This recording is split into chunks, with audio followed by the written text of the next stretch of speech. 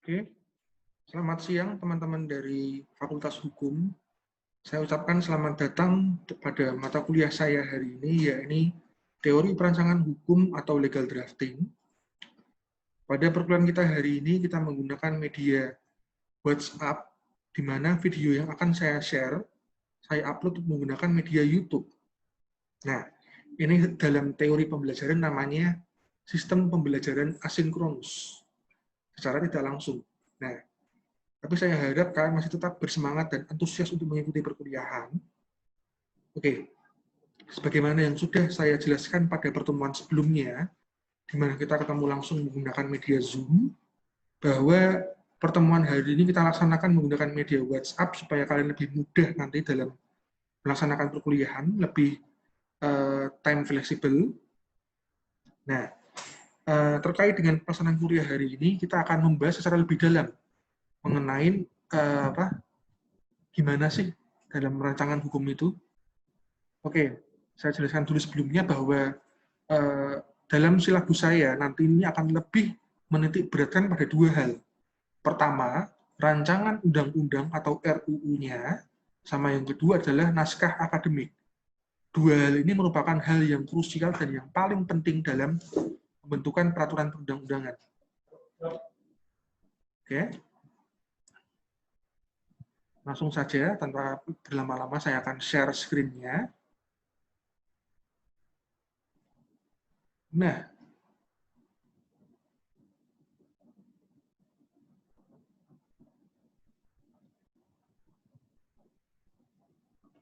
oke. Jadi, sebagaimana yang sudah kalian lihat, di sini cuma ada 6 sub-bahasan, sub-CPL, materinya, silabusnya. Ini ruang lingkup, sejarah, dan asas TPH, kerangka RUU, atau draft, bisa dibilang seperti itu. Terus teori hukum, yang agak pusing nanti. Terus kemudian penulisan naskah akademik dan case study. Oke, kita langsung aja ya. Nah, sebelum kita mulai lebih jauh, kita harus bisa membedakan dulu apa itu legal drafting dan apa itu contract making. Legal drafting itu seperti saya bilang, ya ini dia lebih ke arah pembentukan peraturan perundang-undangan. Kalau contract making itu ada di hukum kontrak yang dulu diajar Pak Trubus kayaknya ya. Pak Trubus atau Pak Har.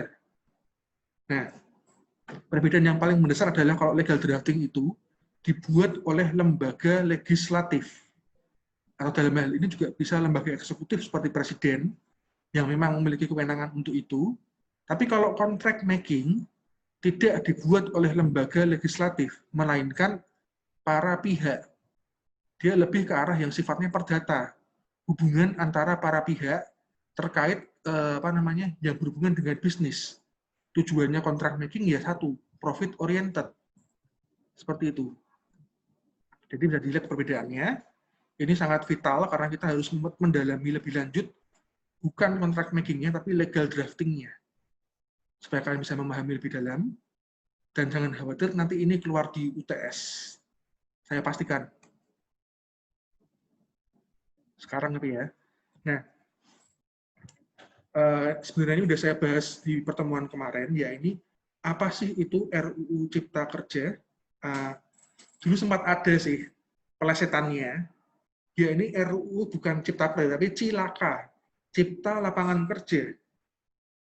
Nah, seperti yang kita ketahui bahwa konsep negara demokrasi itu adalah dari rakyat, oleh rakyat, dan untuk rakyat. Tapi pada faktanya, sistem seperti ini ternyata juga sering mendapatkan ujian dalam hal seperti RUU Ciptaker misalnya. Nah, RUU Ciptaker ini ada banyak permasalahan, tapi menurut saya yang paling patut dikaji adalah cepat banget buatnya. Berawal dari pembahasan DPR terkait Cipta Kerja ini yang tahun 2019-an, di mana pembahasan mengenai RUU Ciptaker ini cuma memakan waktu nggak ada 2 bulan kayaknya. Kurang malah bahkan. Sangat berbanding terbalik sekali dengan RUU lainnya seperti RUU KUHP yang memakan waktu hampir 50 tahun lebih ya Pak Her. 50 tahun, belum selesai-selesai. Dari zamannya, dulu saya masih ingat dosen saya, Prof. Berda, Terus Prof. Barda itu gurunya Prof. Muladi. Jadi yang punggawanya itu yang yang merumuskan itu Prof. Muladi sampai meninggal, dilanjutkan sama yang namanya Prof. Barda. Oh, masih ya Pak? Masih hidup ya? Ya ampun. Mulyatno ya. Udah lama tidak ketemu Pak, saya itu sudah meninggal. Wah, nyumpai. Nah, dari yang paling atas itu sampai 50 tahun lebih, sekarang Prof. Barda sudah uzur banget usianya, itu belum jadi-jadi. Beliau sampai ngomong seperti ini, apakah bisa RUU KUHP ini disahkan sebelum saya meninggal?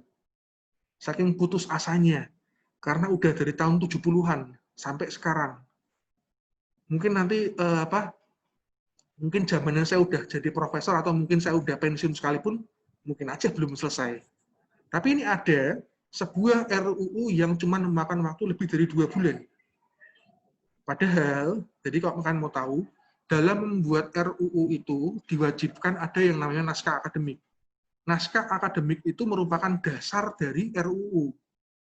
Oke, jadi seperti yang sudah saya bilang sebelumnya bahwa kita ini kan negara yang demokratis, ya, dari rakyat, oleh rakyat, dan untuk rakyat. Perwujudannya gimana? Dia ini dalam konsep legislatif ini, ya ini pemerintah ini dalam hal ini legislatif, DPR, DPRD dan lain-lainnya, ini dalam membuat undang-undang atau perda misalnya wajib memasukkan input dari masyarakat. Misalnya nih di masyarakat sedang kisruh terkait COVID, mungkin bisa dibuat undang-undang yang khusus untuk penanganan COVID misalnya.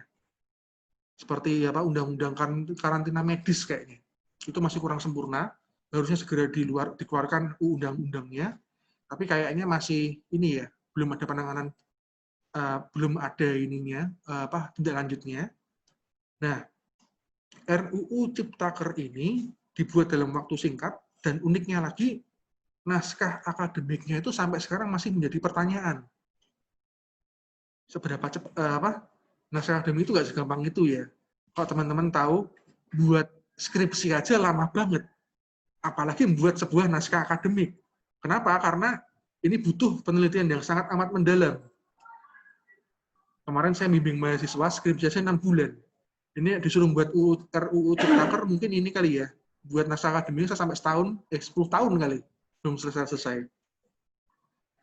Nah, yang jadi masalah itu seperti itu. Dan banyak banget pasal-pasal dalam RUU Ciptaker ini yang jadi permasalahan tersendiri. Kenapa? Karena banyak yang tidak mengakomodir kepentingan-kepentingan ini masyarakat, terutama yang kelas menengah ke bawah. Dalam hal ini buruh misalnya. Oke. Nah, para guru-guru ini misalnya dalam RUU Ciptaker ini tidak ada lagi ini uang pensiun. Sekarang sudah ada ya. Tidak ada lagi uang pensiun. Terus kemudian ada ketentuan kalau misalnya pembayaran upah buruh sekarang per jam, bukan per bulan. Nah, ini yang jadi banyak yang menjadi polemik karena masyarakat merasa dengan adanya aturan ini nanti bisa membuat para pengusaha itu untuk ngasih gaji seenaknya seperti itu. Oke, yang mana untuk RUU Ciptaker ini akan menjadi pertanyaan pertama. Oke, sebagai yang kalian tahu bahwa dalam perkuliahan saya hari ini, kita akan menggunakan absensi, menggunakan media Google Form, seperti pertemuan sebelumnya. Tapi di Google Form ini sengaja tidak akan saya tuliskan. Pertanyaannya apa? Cuma saya kasih nomor 1, karena ini adalah pertanyaan nomor pertama. Pertanyaan nomor pertama adalah, bagaimana pandanganmu tentang RUU Ciptaker? Sudah adil nggak ini bagi masyarakat saat ini? Itu yang nomor pertama. Pertanyaan nomor pertama ini hanya akan saya berikan untuk mahasiswa, sekali lagi, hanya akan saya berikan untuk mahasiswa yang memiliki NPM ganjil. Oke. Jadi bagi mahasiswa yang memiliki NPM ganjil, silahkan dijawab di Google Form yang akan saya share di grup sebentar lagi. Oke, next, kita lebih lanjut. Oke, jadi apa sih itu perundang-undangan? Saya rasa ini harusnya sudah dibahas ya di mata kuliah kalian yang dulu di HTN ya. HTN harusnya dibahas secara detail nih kayaknya dulu. Namun saya nggak yakin juga. Kalian masih ingat nggak? Oke, saya langsung aja. Kalau bagi yang masih nggak ingat, saya akan merefresh ingatan kalian. Jadi peraturan undang-undangan dalam hukum positif Indonesia itu adalah peraturan tertulis yang memuat norma hukum yang mengikat secara umum dan dibentuk atau ditetapkan oleh lembaga negara atau pejabat yang berwenang melalui prosedur yang ditetapkan dalam peraturan perundang-undangan. Nah, pembentukan peraturan perundang-undangan ini ada tahapannya, dimulai dari perencanaan, penyusunan, pembahasan, pengesahan, penetapan, dan pengundangan. Di sini perencanaan ini ya baru bisa dilaksanakan ketika sudah ada input dari masyarakat, yang dalam hal ini adalah naskah akademik. Naskah akademik itu merupakan sebuah naskah yang dibuat oleh kalangan-kalangan tertentu, seperti kalangan akademisi atau mungkin para stakeholder atau orang-orang yang kemungkinan terkena dampak dari rancangan undang-undang tadi. Sambil contoh, dulu saya pernah ikut tim RUU Kebudayaan. Nah, di situ saya dalam membuat naskah akademik yang menjadi dasar untuk perencanaan RUU Kebudayaan, saya bekerja sama dengan siapa? Dari kalangan akademik ada, terus kemudian ada yang dari kemarin Jarum, Sampurna juga ada. Jadi semua itu untuk satu pasal toh ya. Sekali lagi, jadi di RUU Kebudayaan ini cuman ada satu pasal toh yang pengen dimasukkan. Satu pasal saja menggunakan satu naskah akademik yang kalau saya boleh bilang ada banyak biaya besar di belakangnya. Satu pasal aja, satu ketentuan. Sekarang bisa kalian bayangkan kan kalau misalnya RUU Ciptaker itu butuh berapa. Nah, saya akan bahas lebih panjang, tapi saya langsung tunjukkan dulu aja, biar kalian tidak penasaran kayak gimana sih naskah akademik rancangan undang-undang kebudayaan yang saya bilang tadi. Nah, oke, jadi ini adalah contoh rancangan RUU rancangan undang-undang kebudayaan. Ini masih belum disahkan sampai sekarang, tahun 2020. Saya juga nggak tahu, tapi yang jelas mungkin akan lebih lama lagi, karena sekarang sedang masa pandemi. Jadi memang banyak RUU di DPR ini yang macet ya. Ya, orang biasa aja udah macet, apalagi zaman pandemi gini, tambah macet. Oke, jadi RUU ini, bisa kalian lihat, ini template-nya ya, jadi kayak gimana sih, apa aja isinya. Yang jelas yang paling pertama kalian lihat adalah judulnya. Judul, di sini masih rancangan, tapi ini kalau udah jadi, rancangannya hilang. Jadi Undang-Undang Republik Indonesia, nomor mungkin 5 atau 10 atau 20, tahunnya mungkin 2021, syukur-syukur, tentang kebudayaan. Ini judul undang-undang. Nah, saya di sini cuma menunjukkan contohnya yang undang-undang ya, tapi pada faktanya hampir sebagian besar peraturan perundang-undangan, nggak cuma undang-undang, perda atau mungkin perpres dan lain-lain menggunakan format yang sama atau PP ya. Nah, kira-kira seperti ini. Terus kemudian ada lagi yang dengan rahmat Tuhan Yang Maha Esa. Ini kayak irah-irah ya bahasanya Pak Her. Terus kemudian ada lagi considerance. Nah, sebelum kita melanjutkan pembahasan kita, ini langsung aja saya untuk yang pertanyaan kedua, yakni simpel aja. Untuk bagi mahasiswa yang memiliki NPM genap, pertanyaan saya sederhana aja.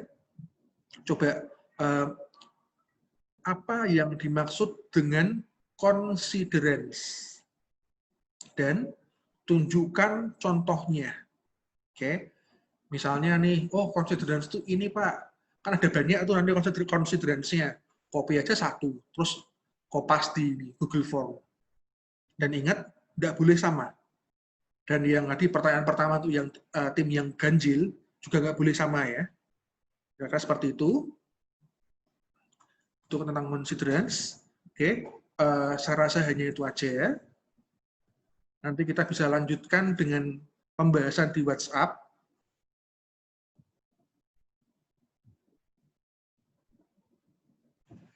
Nah, nanti kita bisa lanjutkan pembahasan mengenai materi perundang-undangan ini dalam media WhatsApp secara lebih mendalam. Nah, kalau misalnya ada pertanyaan atau misalnya kalian masih nggak mudeng, kan bisa tanyakan langsung menggunakan media WhatsApp. Berbeda dengan yang semester kemarin, di mana saya mengaktifkan WhatsApp terus cuman pada waktu perkuliahan aja. Sekarang WhatsApp akan saya buka terus-menerus. Cuman absensinya yang akan saya tutup. Misalnya mau absen ya yang di Google Form. Supaya apa? Ketika nanti kalian misalnya tertarik dengan mata kuliah yang saya ajarkan, terus pengen mendalami lebih dalam, tanya aja di grup WA. Jadi kita bisa saling, saya nggak akan mengajarkan ya, saya nggak akan bilang mengajarkan, tapi kita bisa saling mengisi. Kita bisa sharing-sharing terkait masalah legal drafting.